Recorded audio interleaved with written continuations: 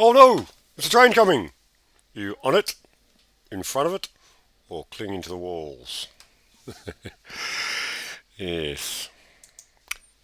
Howdy folks. Amos Sewn. 72 I think it is. Yep, 72, that's what it says on the wall there. It's now the 6th of July 2023. And today, bit of luck, I'll have Vinny Eastwood should be joining me on a call. He'll ring or he won't. He's like that, you know. Let me just checking the other channels, making sure everything's happening. Seems to be working at the moment. So I'll start off with a little bit of music, I think. I'll just pitch it back up.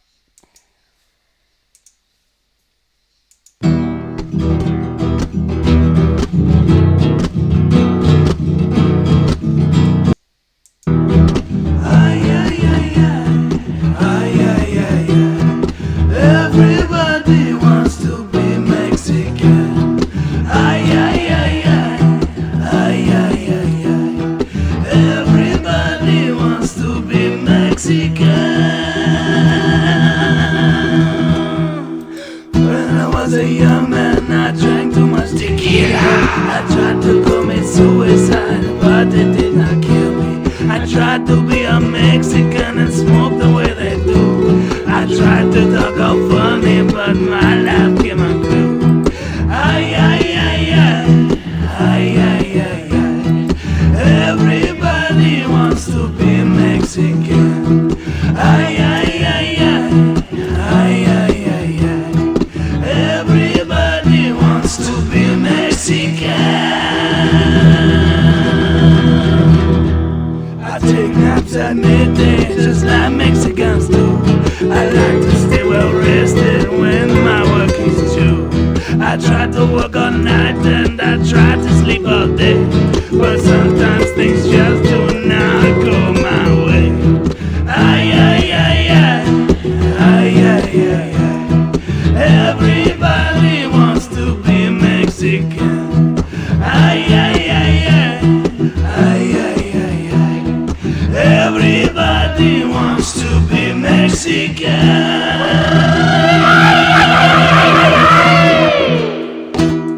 But I'm not even Mexican, bro. Yes. Well, that's Vinny Eastwood. A little ditty about being Mexican. A bit about Mexico. Max Egan is in Mexico at the moment, and hopefully in an episode coming up soon, I might have a go at interviewing him, or he might interview me, or whatever. Sort of the idea is to get him on the show. Like today, I'm trying to get Vinny on the show, but hasn't turned up yet. But what do you reckon? I'll jump in and give him a call, see if that works, eh? Yes. Where's that button?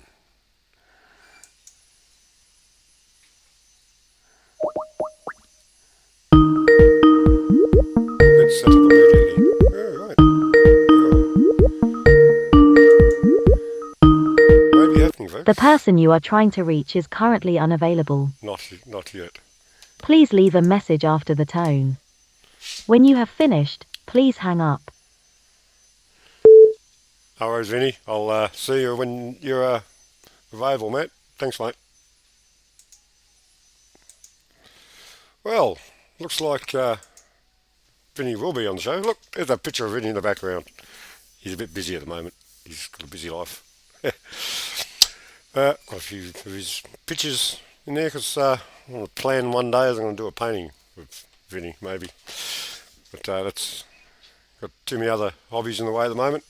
First is Fred the bus. He's very nearly on the road. So I've said that before, but it's just waiting to get a mechanic out there so we can play the game. Hang on, I'm just answering. Sorry, folks, the disruptions. But yeah, well, Vinny's going to be on shortly, hopefully, and we'll. Anyway, what was I saying? Yeah, well, shortly I might be able to get Max Egan on the show too, which would be interesting. But look, in the meantime, let's have a look at the news, shall we? What's on the news? RT. This is a Russian news site. What do they got to say? Probably everyone's really surprised about this. Oh, it comes up. Newsweek reveals CIA role in Ukraine. Jeez, you're kidding, aren't you? Yes, well, the spy agency is leading US efforts and to aid Kiev, but claims it can't predict Zelensky's actions. Yeah, sure. The Central Intelligence Agency has boots on the ground in Ukraine and operates a clandestine supply network to help the government in Kiev to fight Russia, Newsweek reported on Wednesday, citing anonymous sources. Yes, within the US government. Yes. The CIA was central to the war even before it started. You let that sink in, folks. Even before it started, claimed the article. Written by William, akin to something or other. Its director, William Burns, famously visited Moscow in January 2022. As though he failed to persuade Russia not to invade, he got the Kremlin to accept US rules. At least, according to Arkin and his sources. Supposedly articulated by US President Joe Biden. Seriously, folks, he can't articulate a fucking cookbook. Well, he's cooking up something, isn't he? Anyway, the rules states to Washington that Kiev will not undertake any actions that might threaten Russia itself or the survival of the Russian state. In return, Moscow won't escalate the war beyond Ukraine and resort to the use of nuclear weapons. Yes, I'm sure that'll work. Anyway, had enough of that story already. What else is happening in... this is the Russian newspaper, folks. There's... well, I saw something else here that was interesting. What was it? Yes. Oh, yes. Don't try to be like the Westerners, China's diplomat says. Because, well, it's not working for us, is it? There was something here that was newsworthy. NATO Secretary General confirms term extension. What's that about? Someone getting a job for the boys? Yes, NATO Secretary General Jens Stoltenberg has confirmed that his tenure, which was due to finish at the end of September, has been extended until next fall. Who the fuck are you anyway? Secretary General... yeah. Oh gee, what's bet he's a criminal? No, of course surely not. Anyway, let's try Al Jazeera's. What's happening there? Oh, yes. I saw something that was here that was interesting. It was some guy. That was an RT. This guy from Russia is saying the war could be over in days if the West stops supplying all their arms. It's difficult. You can never find a story once you've gone past it. Anyway. Also, what have I been in here? Yeah, United States... where are we? United States major arms companies are apparently going real well. They're making an odd $50 billion or something this year, and that's what they'll let you know about. Yeah. How good is that, folks? It's good to be in a growth industry. There's other growth industries that should work better.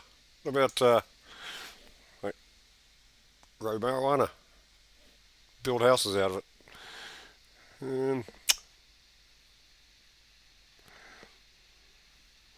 Well, that's not really happening there anyway. Let's have a look at what do you call it? I'll get someone else to do the work for a while. Get Brave back. And the news is pretty typical, isn't it? What's happening? ABC News. Oh, a guy on a motorbike. He was struck by lightning in his 20s. It was never the same again. Well, you, you, you think so, eh? Oh, yes, here's one I wanted to read about. What should we do with the artistic legacy of people who commit immoral and illegal acts? What about the politicians who do the same?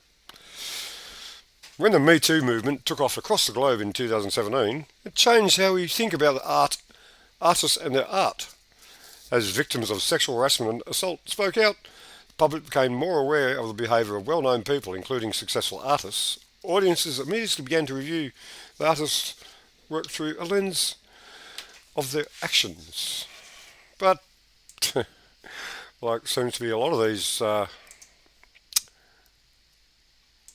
criminals that do nasty things to other people, if they're well liked in the by the government, they don't go to jail. They stay free and they die, and then all the stories come up after they die.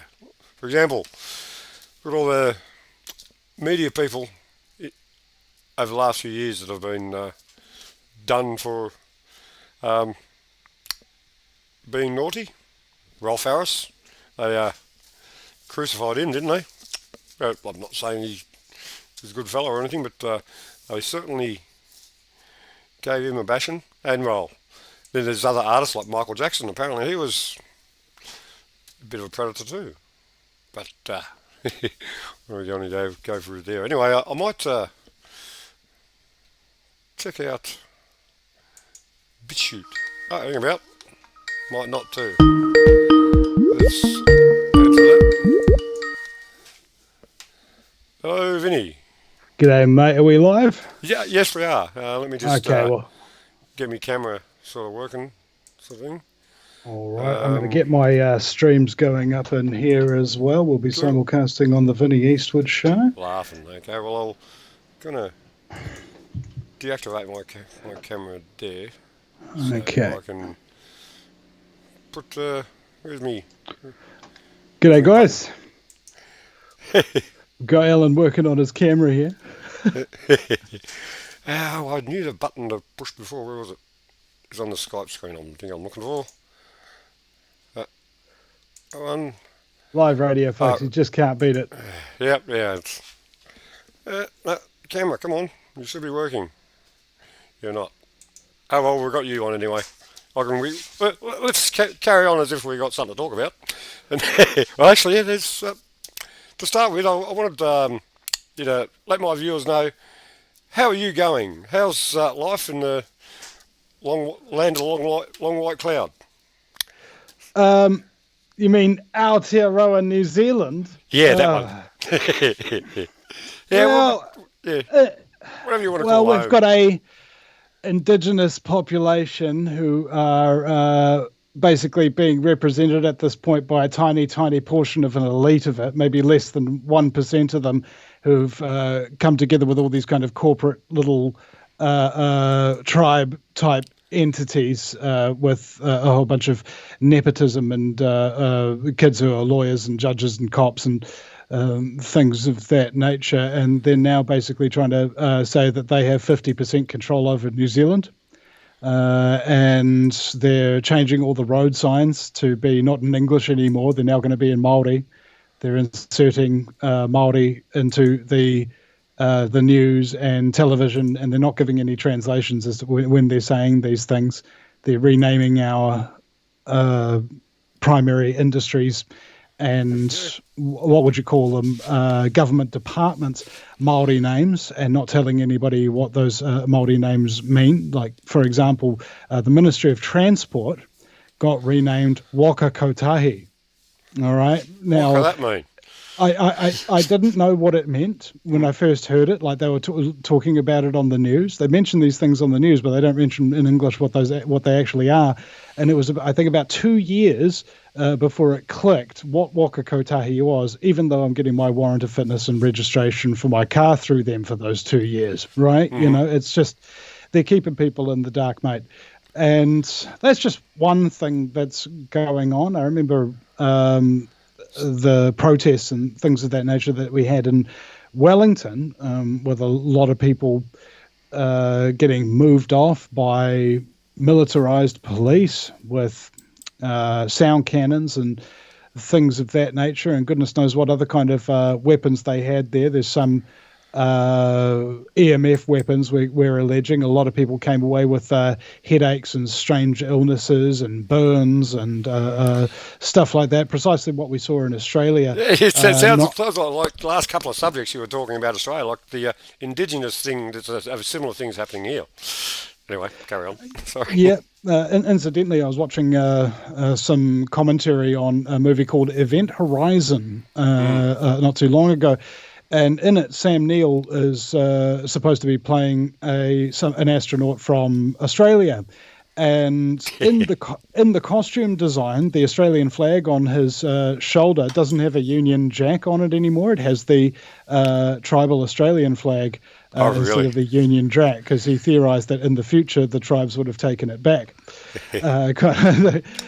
So, it's interesting programming there. But I digress. At the moment, myself and Billy TK, and I think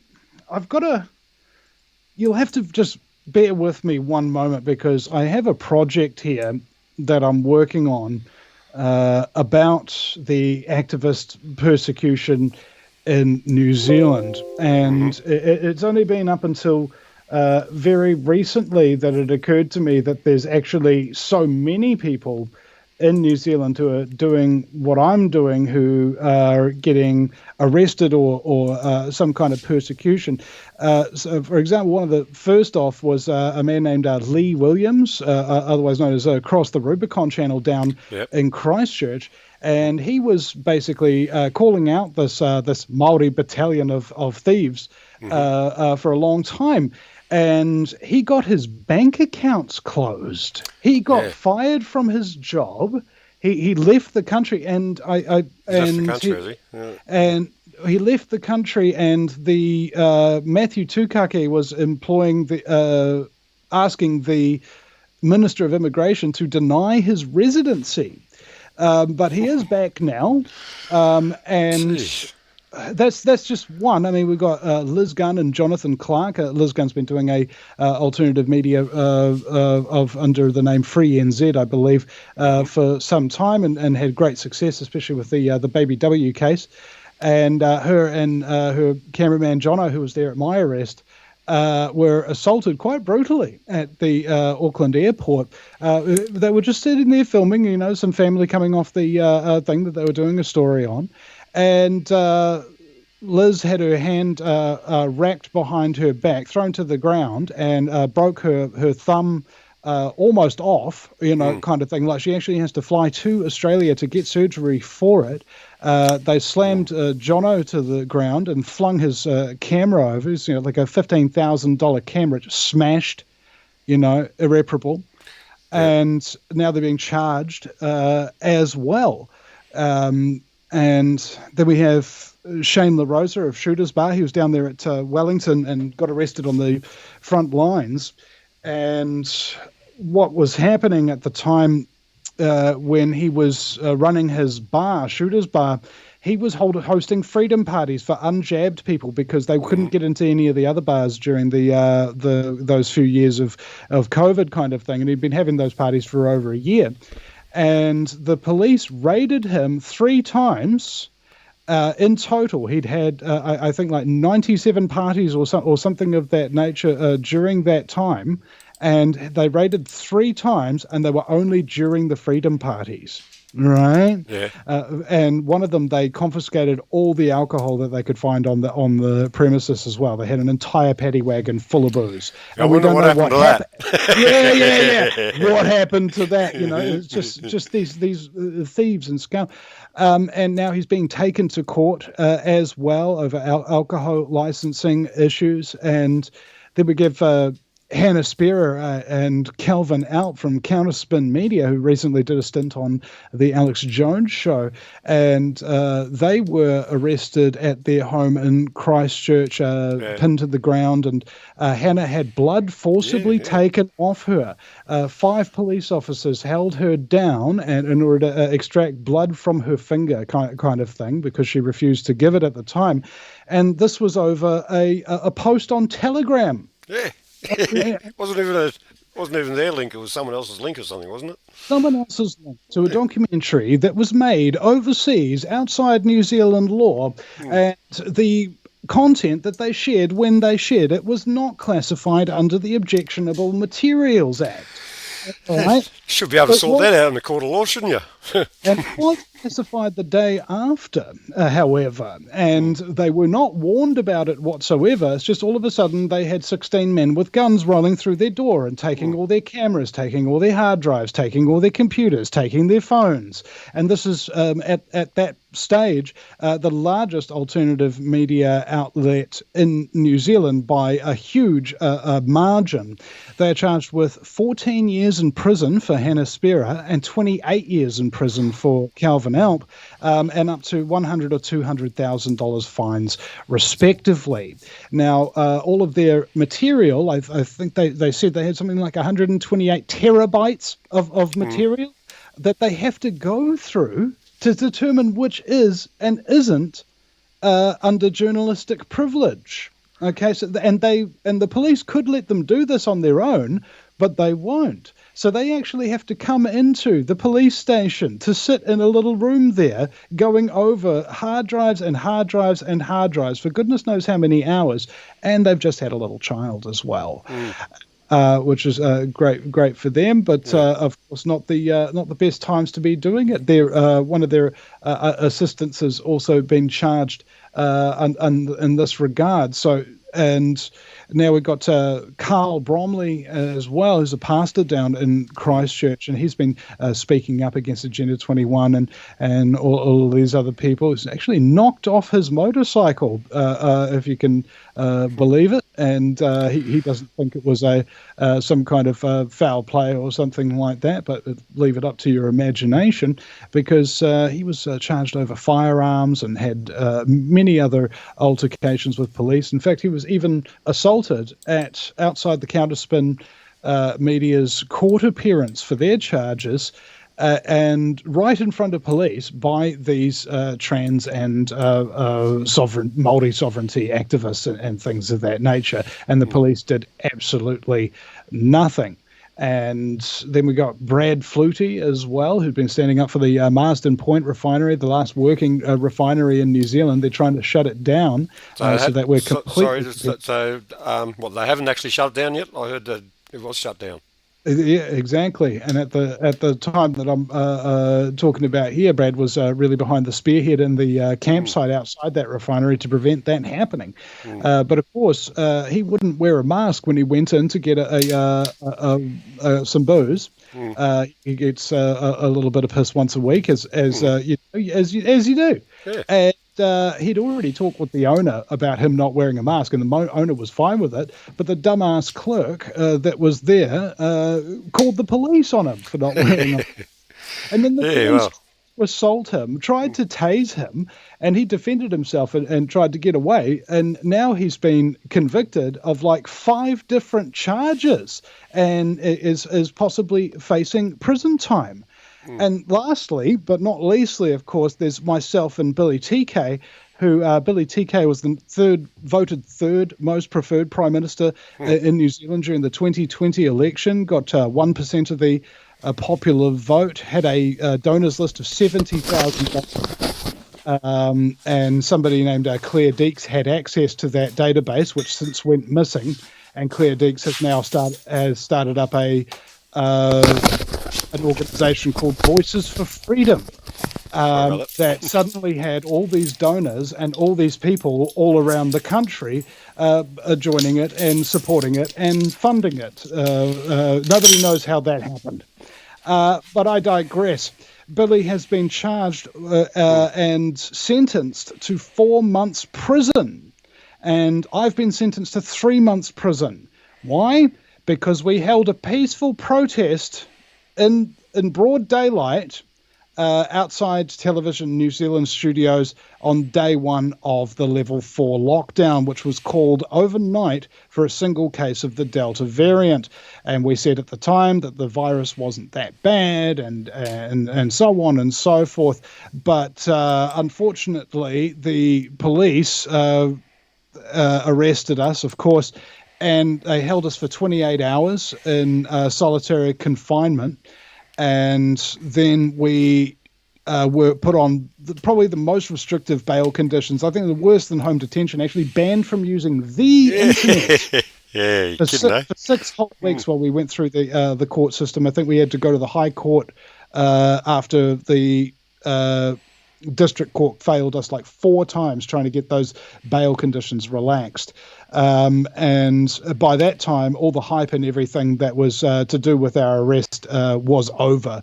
So basically, when we came back, nobody heard that we came back. And we've been struggling to find an audience or get help with our case ever since. And on the 31st of July, the reason why I'm able to speak to you now is because I'm out on bail again, pending the appeal for this case. So, yeah, on the 31st of this month, I may be either A, be going free, B, be getting home detention or some other kind of less extreme punishment, or 3, I might be going to prison for up to 3 months. So this is a pretty substantial thing, because when you're talking about, and I'm so sorry to keep going on here. No, you're right. Carry on. When you're talking about getting arrested for protesting, like literally in the act of protesting, you know, we've got this thing called the Bill of Rights Act, and in section 14, I believe it is, you have the right to freedom of speech, freedom of expression, and you also have in section 16 the right to freedom of peaceful assembly.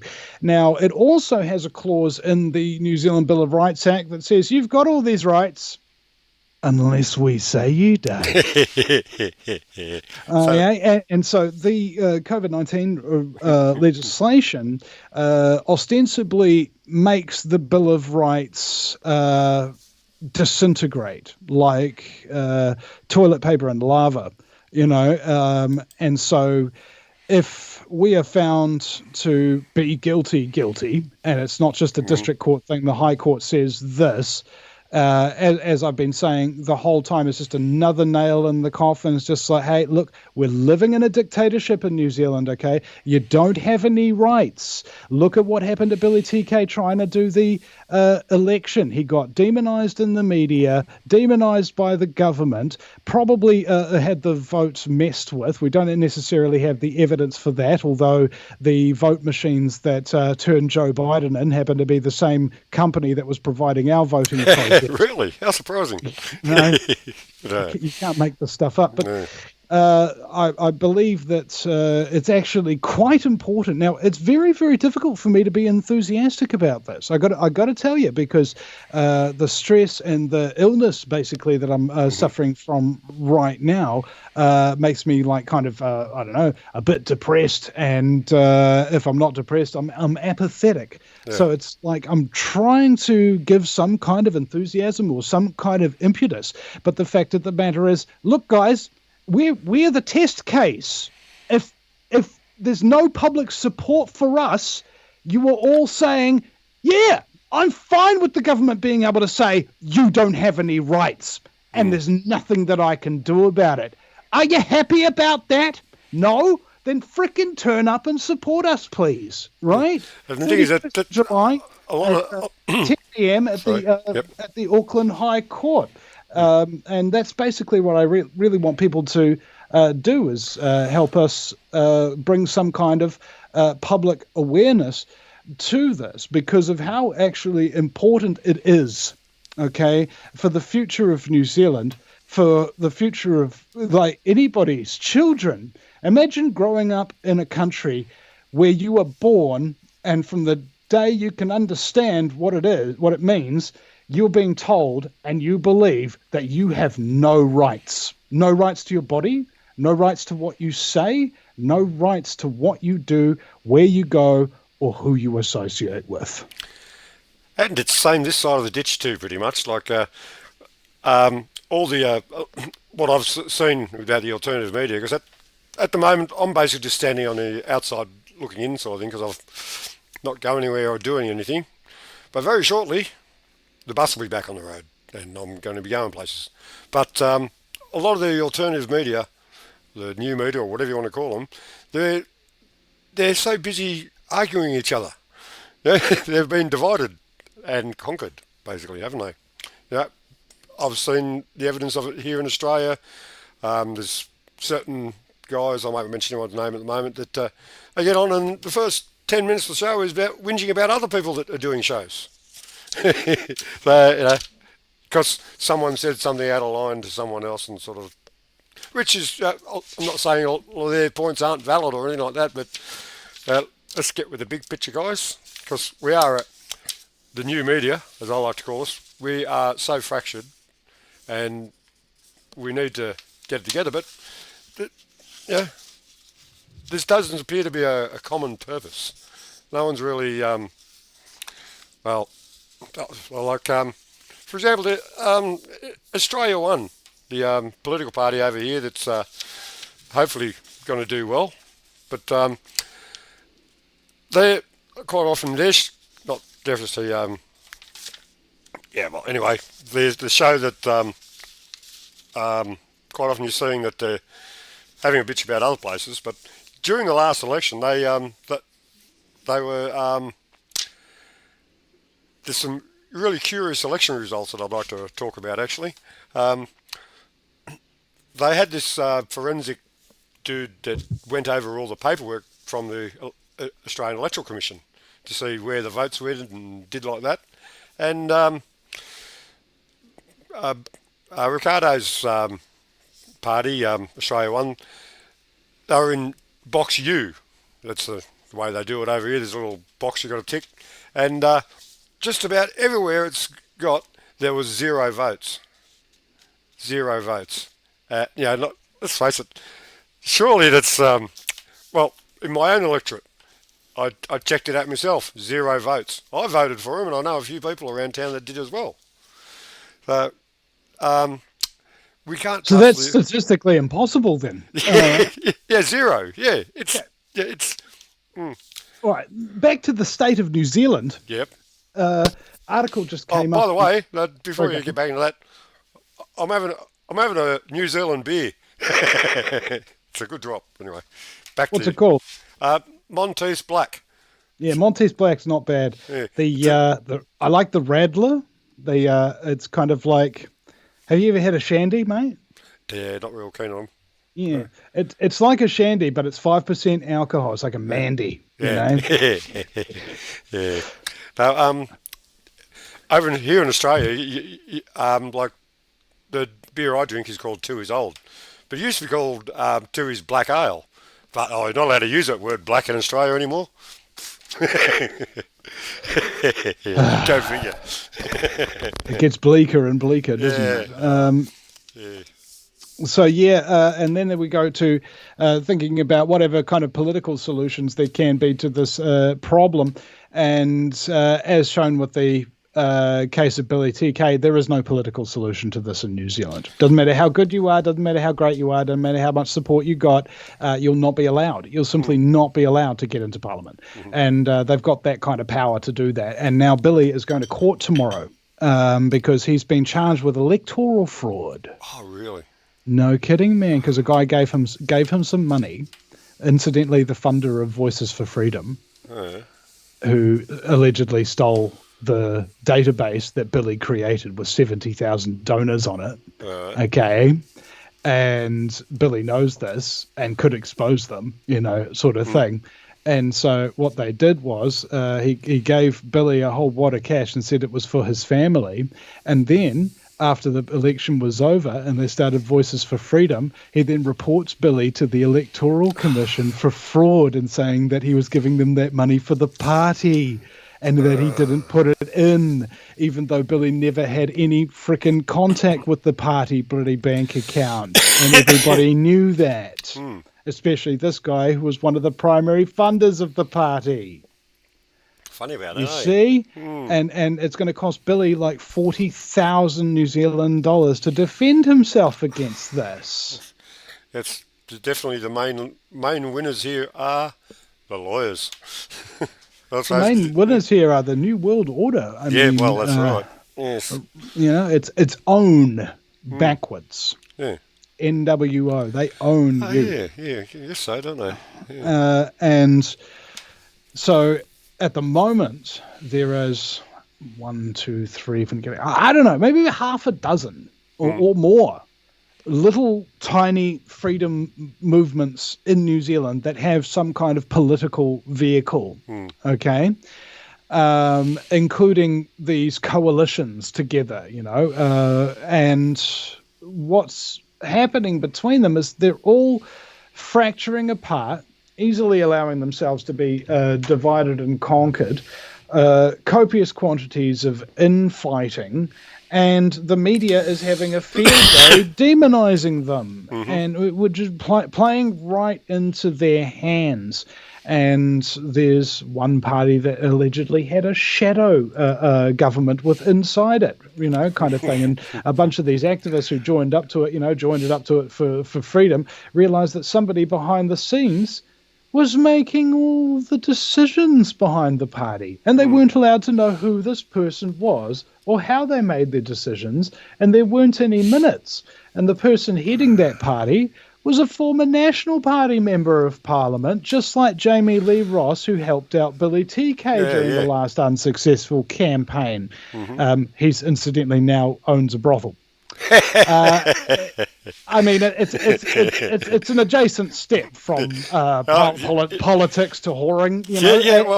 It's sort of like... I mean, the only thing that would be a more obvious step from career-wise to prostitution would, of course, be journalism. But I agree. So journalism doesn't pay it as well, I don't think. So at the moment, people are actually trying to play the game of the election.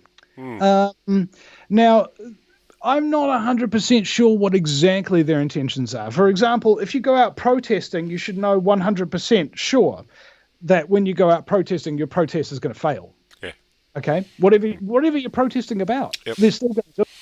Okay? Now, here's the reason why. It's a maritime term. If you are the second in command of a ship and the captain tells you, fire on that vessel that is unarmed, full of civilians, and you say, as the second in command, I want to officially protest this order. And he goes, okay, put it down in the log, and then he fires on the ship. Okay? It's giving consent, but saying, I'm a little bit unsure about it. And that's why no protest actually ever, well, I wouldn't say no protest has ever been successful, but, when you're talking about the millions to one, you can pretty much say that no protest is successful. Why not? Because it's an ineffective way. Okay, now, let's say, for example, the Occupy protests in 2012. They think that they were going to throw over the New World Order by camping in public areas in tents. Yeah. You got to start somewhere. People who have depleted uranium munitions and nuclear weapons with ICBM warheads and AI-controlled supercomputers that can chronicle and categorize pretty much every single communication in the world at that point. And you're going to beat them with tents. Yeah, that'll work. I'm not sure you've thought this all the way through. It's a good start, but and we saw this at the Wellington protest as well. I mean, me and Billy, Billy and I, should I say, correct England. We knew that that protest was going to fail as soon as it started, and people were camping out on the lawn, and everybody's like, "Oh my God, it's the Freedom Village! It's so amazing! We've created a little town here, and we've got portaloos brought in, and we've got food in, and we've got music playing, and so on and so forth." Okay. How many weapons do you have there? Oh, no, we're not allowed weapons. Okay, how are you going to defend yourself against people? Oh, we're going to chant peace and love and hope that the police just turn back. Okay, what did they use? Pepper spray on you. Oh, we've got milk. I don't think you thought this one. Look, we had ex-police officers down there, like former Constable Buck Rains, who was trying to get into the leadership to tell them this is who the police are. They're pigs. They're going to just bash your skulls in, break your sternums, bust your hips, and destroy you.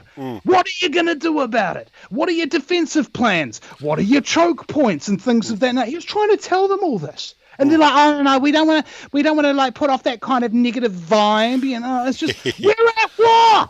They're killing us, and you won't even listen to the people who know what they're talking about. You won't take action. Okay, the action means to act, not sit around and dance and chant peace and love. So, despite that fact. Okay, this is all things I learned after the fact. We knew before they even started up that they were going to fail because Billy and I had already tried on a small scale and it had failed. Okay, we knew where the consciousness level of the New Zealand police and the New Zealand government was. And as a reflection of that, not one single parliamentarian, not one, during the entire occupation of Parliament grounds, came out to speak to the protesters. Yeah, that's right. So, I gotta say, the problem is that I've seen it before. Okay, I'm old, not in years, but in mileage. I've been to countless protests, interviewed practically every activist who's really even ever made a name for themselves in the last 15 years in New Zealand, and downloaded, really listened to them and all these things that they've seen and done and all the things that they've said to me. And when I look at the people in New Zealand that are supposed to be my peers, that are supposed to be on my side, who are supposed to be fighting the same enemy as me, one word, unfortunately, and I mean no disrespect here to any of you, comes to mind. Children. Grow up. Okay? It is adults that deal with the threat to human life with defensive force, not peace and love. The peace and love era is gone. We know that it fails. Whatever you're doing, if it fails, and you know that it fails, stop doing it over and over again. Why? Because it's going to fail again. And if you don't frickin' realize that, then you are insane. Okay? Sanity's in short supply, I think. New Zealanders, just in general, and particularly the truth movement is especially affected by this, are either cowardly, immature, or insane. There's a very, very small number of people that I can count maybe on one hand of people that I know in this country who know exactly what they're talking about, who know exactly what to do about it, and the amount of them that are getting listened to by anybody and are making headway in any way are none. Zero. There is nobody who knows what they're talking about is being listened to because of the cowardice, because of the stupidity, and because of the immaturity of the New Zealand general public. So, I know. Now you know why New Zealanders drink so much. Oh, it's not just New Zealand's, mate. I thought we do a bit of drinking over here in the big place just west of you. Yeah.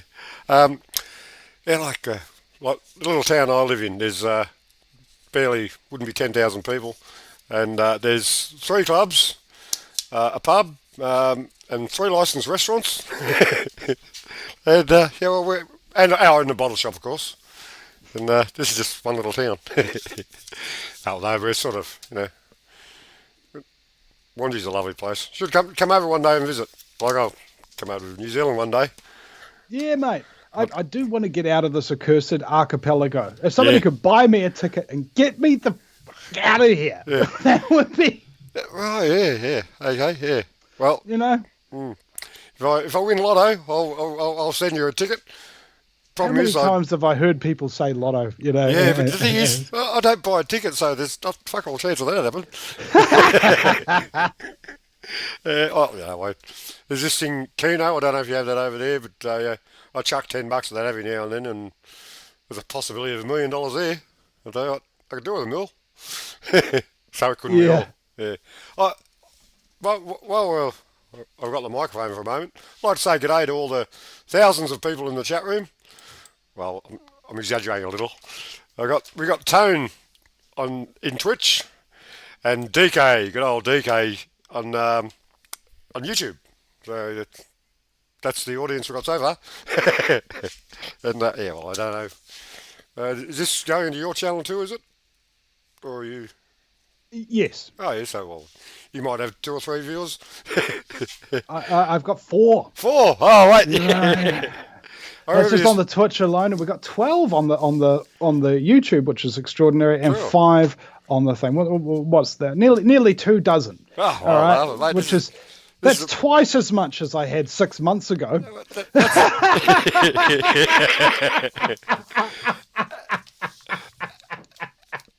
Oh, the deplatforming. Oh, the shadow banning. It hurts me. And It that's hurts me so badly. And that couple of dozen, that's probably the most people that had ever seen me. Yeah, pretty sure. Yeah. I live to serve, you know. Yeah, well, that's- Mi well- casa is su casa. Yeah, well, I don't know if anyone's aware, probably they are, that it was Vinny that, well, because I was a mod on Vinny's show for quite a while, and he was sort of saying for a while that if, you know, build a bigger media sort of thing, get the new media happening, and I decided, well, I've never done anything like this. Sounds like an art form. I'll give it a go. So here I am. I've done, well, this is show 72 or something like that, and plus I've got a weekend show that's got about 20 shows. So I've got nearly 100 shows, but it's only been a year. And I remember you saying that most people don't last, and I plan to be around for a while. Yeah. It's not much of a show. The show will get better and better, and like I have some good shows sometimes. Like me and DK have had some great shows. It just because he's quite a knowledgeable fella, is DK. He's so yeah, yeah. Yeah, well, he's down at Christchurch doing what's his name, Julian Batchelor's gig tonight, and I've shared my mobile data with him because he got no data, so he can't live stream it. So I've shared my data with him for the night, cool. so he can stream it for his followers and hopefully download that thing afterwards and pop it down. You know, she'll be right. You know, Yeah, like good. I've helped out a whole bunch of activists. You know, I think Karina from Truth Bombs New Zealand gave her a megaphone and a cell phone gimbal, and Shane LaRosa from Shooters Bar gave him 2 megaphones and a PA system. So Carl Bromley as well. I sent him a cell phone gimbal too. Yeah. You know, I just if I've got the resources, and at that time, this was just after the election of 2020 when I was like loaded. Yeah. I was able to purchase all these things because I was like, man, I'm going to need these. Yeah, And then, of course, I got arrested. And then couldn't use any of that stuff because I was banned from protesting. So I was like, all right, well, there's a whole bunch of people who aren't. So Here you go. here you go. Yeah, that's right. Yeah, that's definitely. I'm all about helping people out when you can, just by restreaming stuff. That's pretty much all I do is just restream other people's stuff, like the protest in Canberra, the Rock Garden. Yeah, you got it. It's a great concept.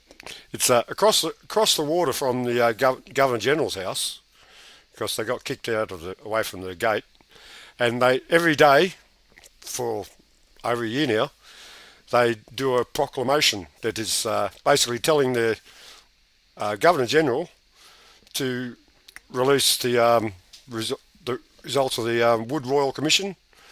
It's commissioning the child pedophilia back in the 90s, And That's child pedophilia as opposed to adult pedophilia, everybody. No, go ahead. yeah, I'm pretty sure the audience knows that. But anyway, there's 28 names apparently of so-called ex-prominent figures, and one of them is an even ex-prime minister that were mentioned in this Royal Commission. So it was a big thing, and their names were, or the report was it put on a back burner for fucking 70 years or something like that, like, hidden for 70 years or something, because people would lose.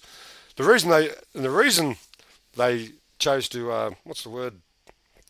Anyway, keep it away from us, was that people might lose faith in the judiciary. You're fucking kidding. Since when's that an excuse? Does anyone have any that actually trust happened in the here in New judiciary Zealand. anyway? That actually happened here in New Zealand too, almost word for word exactly. Under the John Key government in 2016, if I remember correctly, there was a rumble of a internal review into the judiciary of New Zealand, and when they found corruption, they decided not to release it because it would, again, as you said, threaten the faith in the judiciary. Now, currently at the moment, I hear rumours that Sue Gray, a lawyer, she's the Outdoors and Freedom Party campaigning alongside Brian Tamaki at the moment. She believes that the judiciary was, when she was kind of starting to get active, 75% corrupt. She now believes it's over 90% corrupt. Okay, so, when Hitler took over Germany, he changed the judges, he used the priests and all of that kind of thing. Why? Because all these things require faith, just like government. You don't require evidence for law. If you think that I'm joking, like the law is natural law. You can't rape anybody, you can't hurt anybody, you can't threaten anybody, you can't trespass on their property, you can't damage their stuff, and you can't steal it. All right, that's the law. Okay, Mate, and those are the only laws that actually really truly exist, and anybody who violates them is going to get karmic backlash, unless they figured out what the elite figured out a long time ago, is that you can defer karma by getting somebody else to do the bad acts for you. You've seen all these Iraq war veterans and stuff like that with their complex post-traumatic stress and their drug addiction problems and their alcoholism and their homelessness and stuff like that. You know why that is? Because they were out there doing bad things for bad people. Do you see any of these bad people having any problems like that? No, they don't. They just because do it they get again. order followers to do their bad karmic juju for them. And that way they get all the blame by the universe. Yep. It's not what orders you follow that matter. It's whether or not you obey the laws of the universe. They were true when the universe began. They'll be true when it ends. And like I remember seeing Mark Passio's seminar on natural law, and it was a fascinating thing, folks. If you ever look Mark Passio up and find that natural law bizarre, but it boils down to you don't steal, and stealing covers. Like you don't steal someone's rights, and you don't steal. You know what I'm trying to say. Yeah. Everything that's wrong is for basically stealing. Like no matter what bad what's the word? Bad juju. Bad juju, yeah, that'll do. Every bad juju you do is going to get you.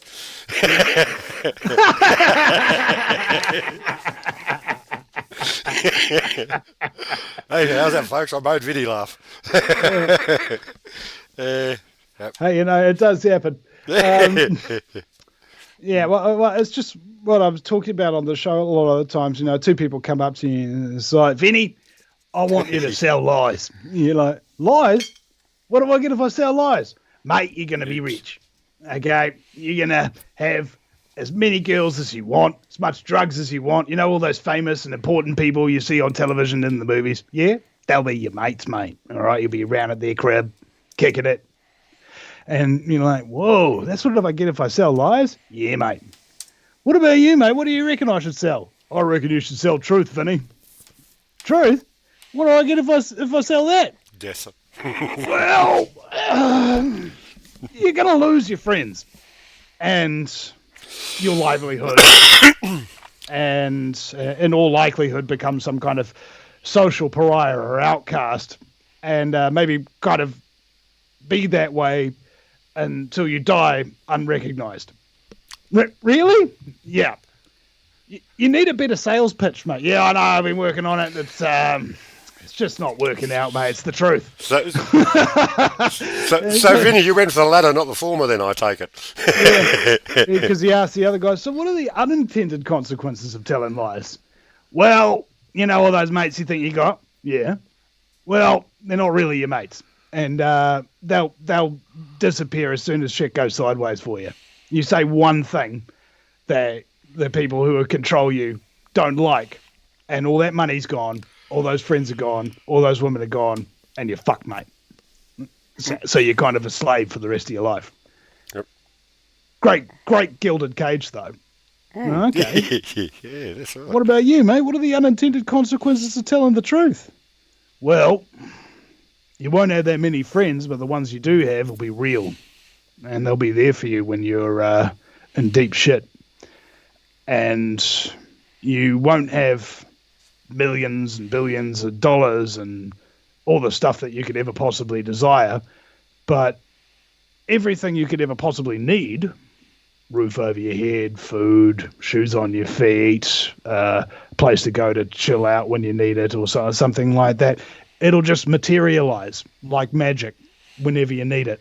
And exactly the amount you need, and exactly what you need. Mm-hmm. All right, and you'll never, and you won't have trouble sleeping because your conscience will be clear. Well, that's you've updated that one. the unintended consequences there. That's so correct too. You know, that's the way life is, though. You know, if you look at it that way, because look. If you're after money and power and stuff like that, it doesn't really get you anywhere. Well, maybe it does. Money and power. I have no money problems. I have no money. Simple as that. But yeah, kind of like I don't have an alcohol problem because I've never run out of alcohol. Yeah. Yeah. I don't drink anymore. I don't drink any less. And I should drink a little less, you know, because, well, the liver's not going to hold out forever. As the old saying is, the liver is evil and must be punished. But that's wrong, actually. That's wrong. Yeah, but, when I went to my naturopath, you know, and he was talking to me about my liver, he goes, Vinny, the liver's classified 1 to 3. 3 meaning very good, 1 meaning very good, and 3 meaning very bad. You're a 9. Yeah. So when you go out and you're partying or something like that, Vinny, do you drink wine or do you drink beer or do you drink spirits? And I went, yes.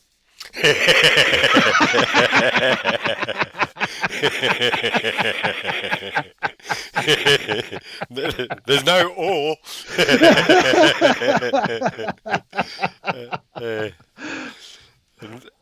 And sometimes water. Sometimes, you know, like you have ice. Yeah. Yeah. Well, yep. Funny thing about the job that I do, I work at a bakery, as you know. At the moment, we're making what we call lamb's fry and bacon pies. So I actually make up the lamb's fry mix myself. So I'm cutting into livers on a daily basis, making lamb's fry and bacon. You ever had lamb's fry and bacon? Is that a thing over in New Zealand? No, I don't think so. It's lamb's liver and bacon fried together with gravy and stuff, and yeah, a lot of people think it's really awful. Yeah, because but I was brought up with it as my parents. They were English people, shall we say, and that's an English dish. Came out of Australia, and people either love it or they hate it. Yeah, but well. Yeah. That and steaks. I was thinking about this the other day. Went out to Africa Bar in Albany and ordered a well done steak. I like my steak well done. Yep. Right, it's just my thing. That's your thing. Yeah. and You ruin it it. comes But out. anyway. It comes out, and it's bloody as hell. Yeah. You know, and I'm like, for goodness sake.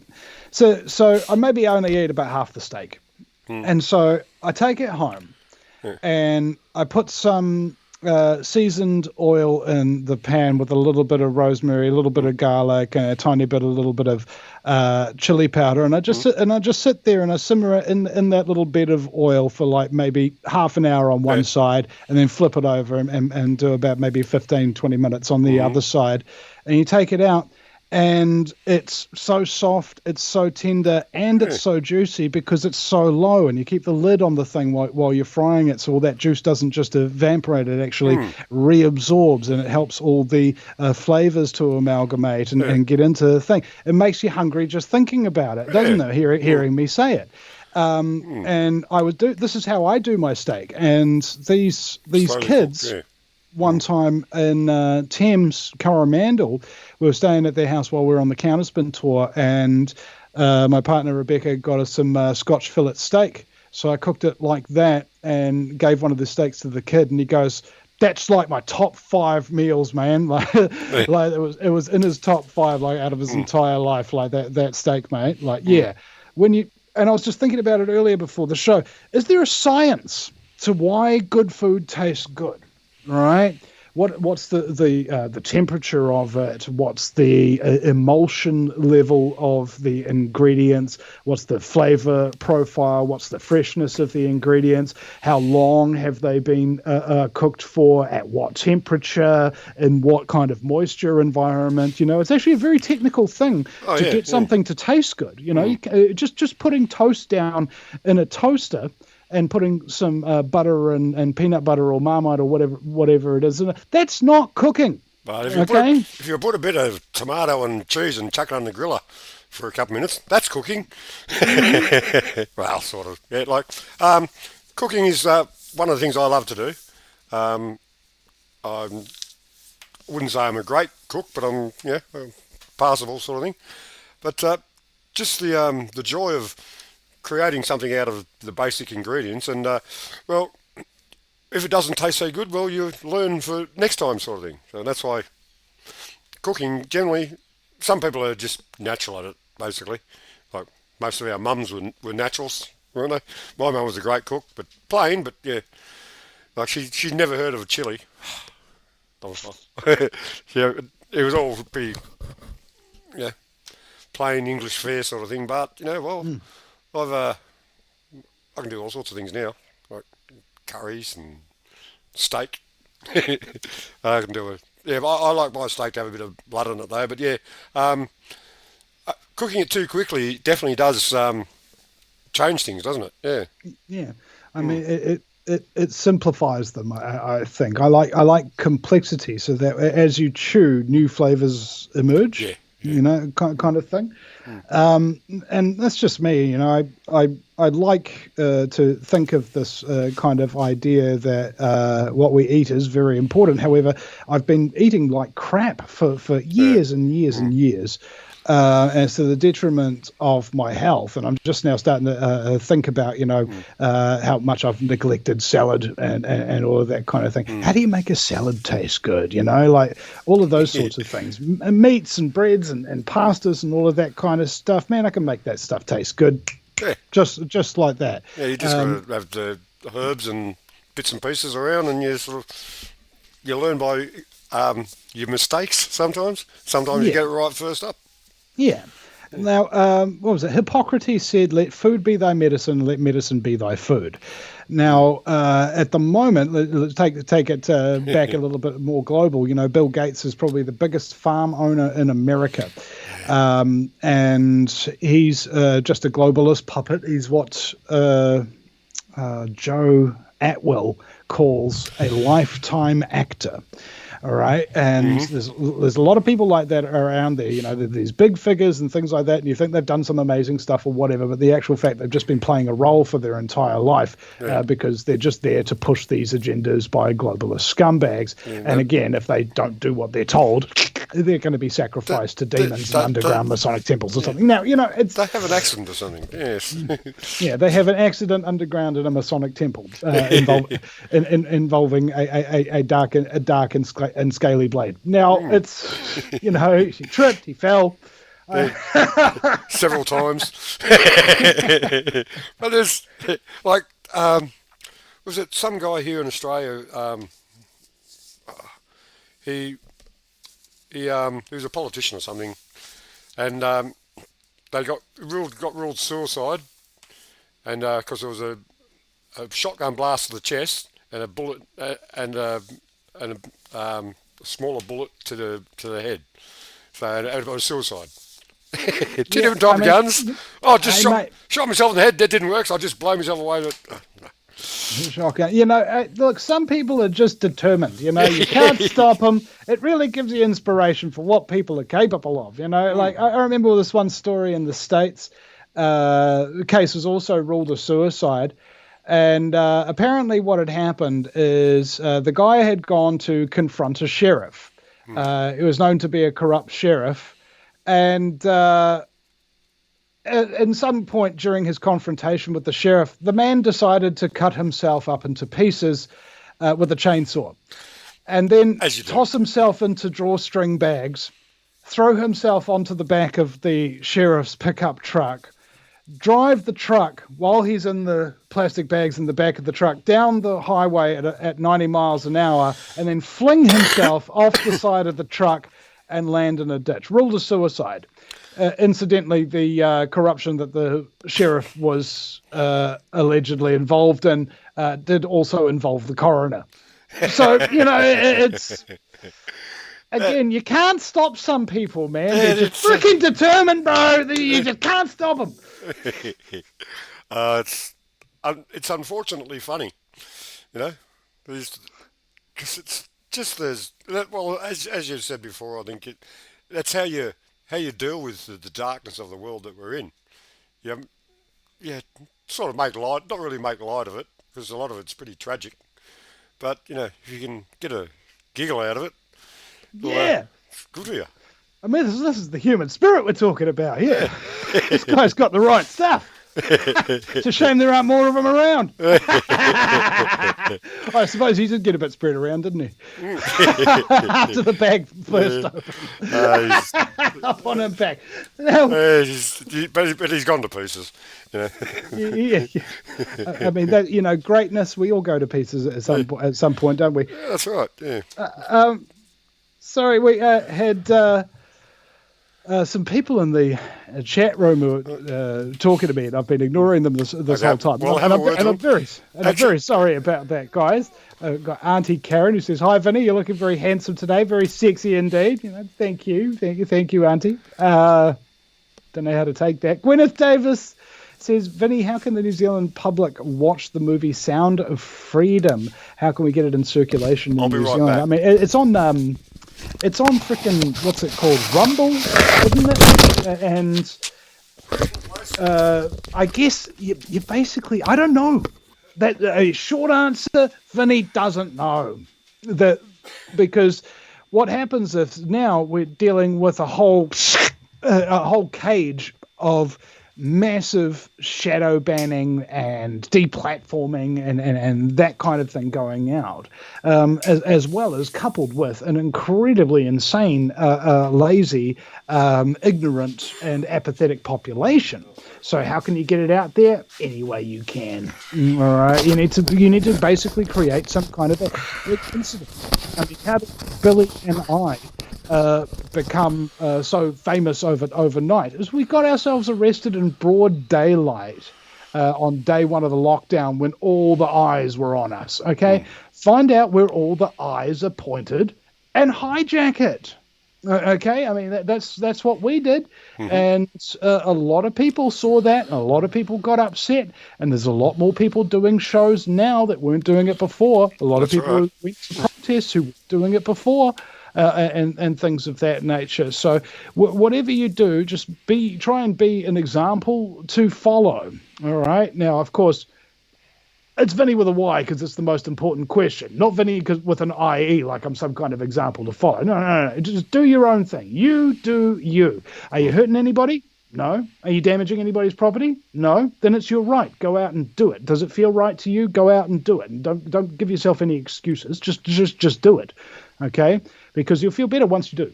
And you'll feel bad continuously the longer you prevent yourself from doing it, because you keep psyching yourself out and you go, oh, I'm not ready enough for it.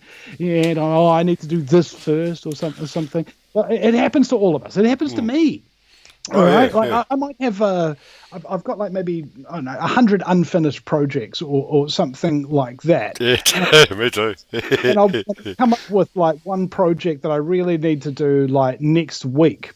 And instead of doing that one project that I need to do that week, I'll do like 5 or 6 other projects that I'm trying to clean out and get off my desk or something like that, so I can have some clear headspace to do this one project, and then I do that one project. Yeah. Okay?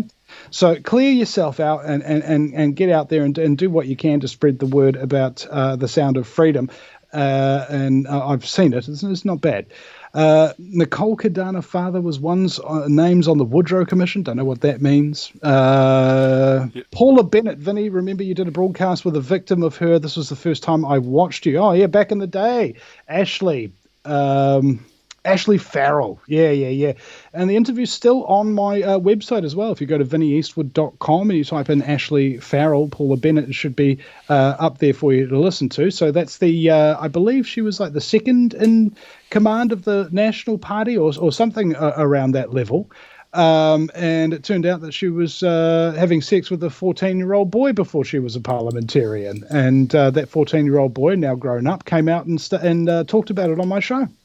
You know, she smelt like jasmine and Kama Sutra massage oil, he told me. It's creepy. And what a big boy you are. What a big boy you're becoming.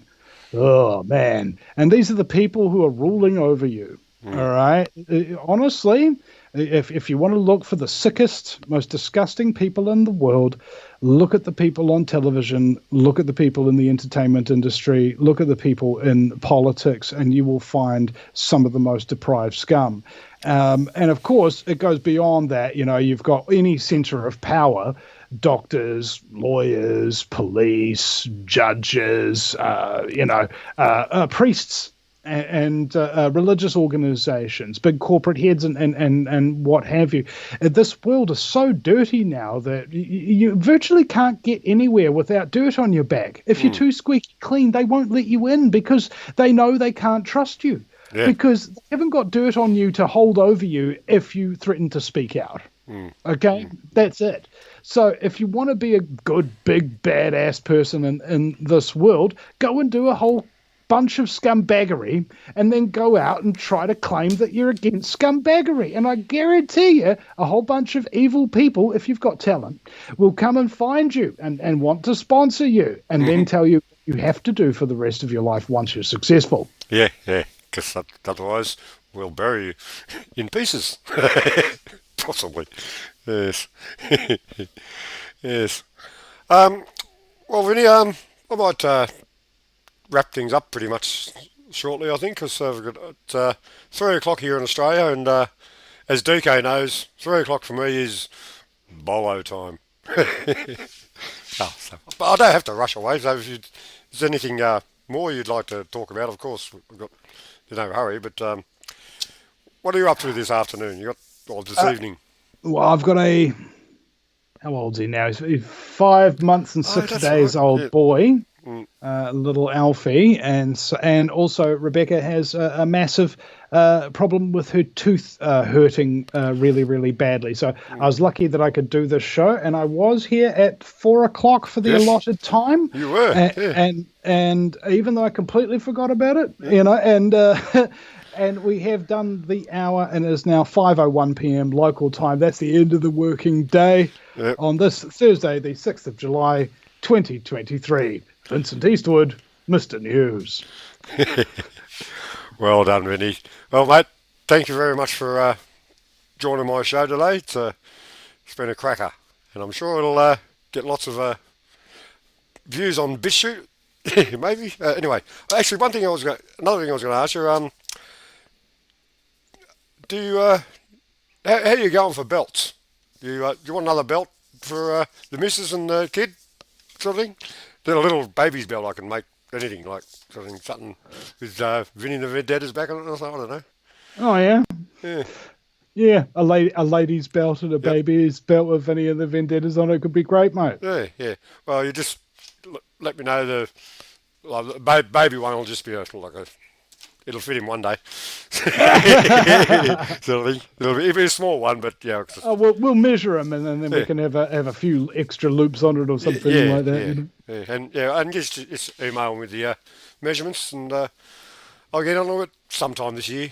Because as you were saying about before about projects, I've got about 10 or 15 little leatherwork projects up my sleeve that I've got to start soon.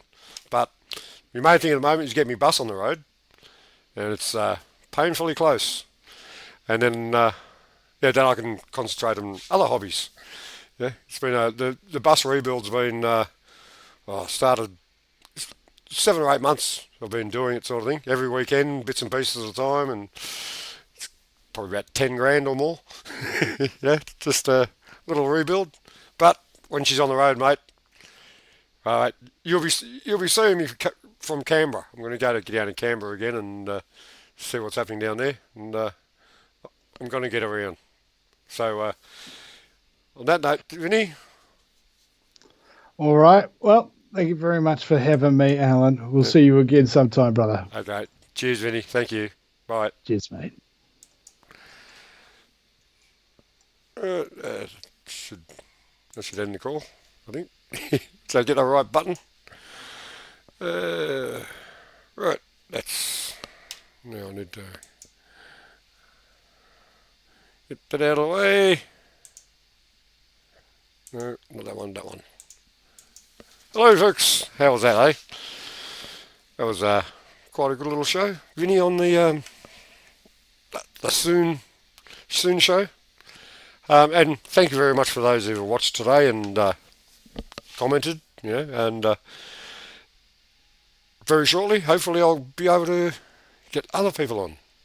DK will probably be my next guest, but not today. DK, if you're still watching, I'll talk to you soon, and you're going to be on the next show if you want. Okay. So in the meantime, folks, this is Amos Soon signing off for the 72nd edition of Amos Soon. It's news, spelled differently.